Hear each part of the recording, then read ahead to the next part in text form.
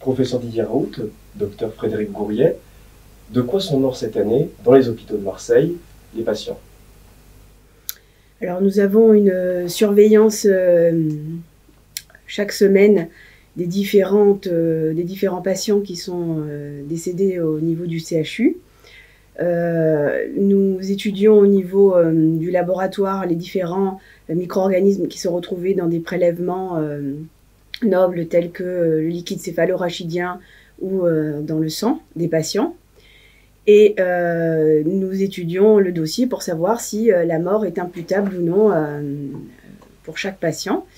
Et le hit parade des différents micro-organismes qui sont retrouvés, ce sont des bactéries comme Escherichia coli, Staphylocoque doré, Klebsiella pneumoniae, le Pseudomonas aeruginosa, qui arrive aussi ex aequo avec les candidats comme Candida albicans. Et on a aussi une cause de mort, notamment chez les personnes plus âgées, le Clostridium difficile.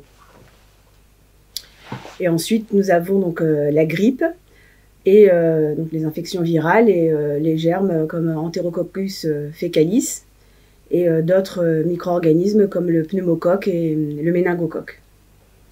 Beaucoup de ces pathogènes que vous avez mentionnés ne sont que très rarement mentionnés dans l'actualité.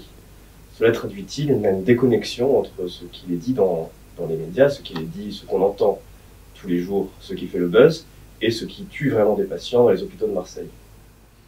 D'abord, pour tous ces micro-organismes, il faut vous dire qu'aucun ne présentait de résistance qui posait problème thérapeutique. Les microbes gram-positifs comme le staphylocoque doré ou comme Enterococcus faecalis étaient tous sensibles à la vancomycine, qui est l'antibiotique de recours, et la plupart d'entre eux étaient sensibles aux bêta-lactamines. Quant aux bactéries gram-négatifs, ils étaient tous sensibles soit à l'imipénem, soit à la colimycine, qui sont les deux grands antibiotiques de recours utilisés dans les hôpitaux. Donc il n'y avait pas de problème de gestion de la résistance aux antibiotiques du tout. Pour les microbes qui font le buzz, si vous voulez, nous, à Marseille, qui représentent à peu près 1% des hospitalisations et 1% des morts, eh bien, nous n'avons vu aucun mort par la rougeole, aucun mort par l'hépatite B aiguë, aucun malade même par le chikungunya, ni par le MERS coronavirus, aucun cas d'Ebola. Il y a eu un Zika peu symptomatique et 2 totalement asymptomatiques. Il y a eu peut-être quelques cas de dengue importés peu sévères. Il n'y a pas eu du tout de SARS. Il n'y a eu aucun des microbes qui fait le buzz, zéro. Ça ne représente, c'est zéro problème. Donc c'est intéressant parce que vous voyez qu'il y a une déconnexion entre ce qui tue vraiment et ce qui fait le buzz, qui excite les gens, et ce qui excite la presse, qui c'est en réalité, la presse fait la chasse aux fake news, mais ce sont des fake news pour ce qui concerne la France. Avec la mondialisation, il y a une densification des communications. Nous pouvons suivre quotidiennement les épidémies au Congo avec Ebola, au Samoa avec l'épidémie de rougeole.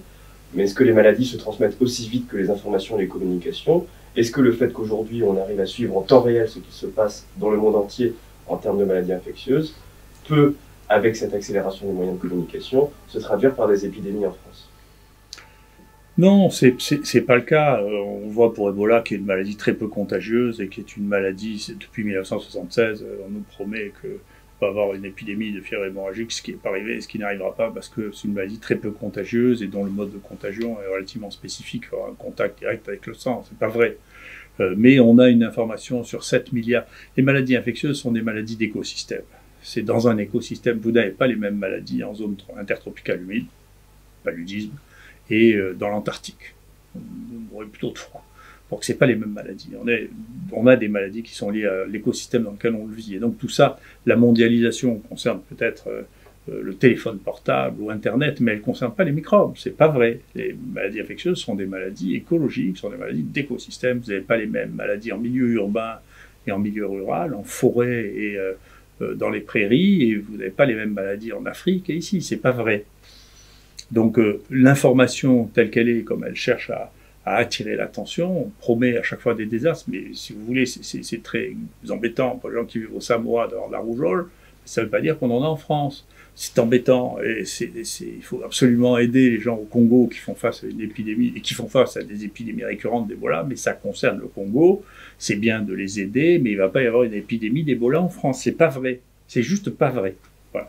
Donc, il y a une réflexion à avoir. Tout ce qui se passe dans le monde pour le domaine des maladies infectieuses ne nous concerne pas nécessairement directement.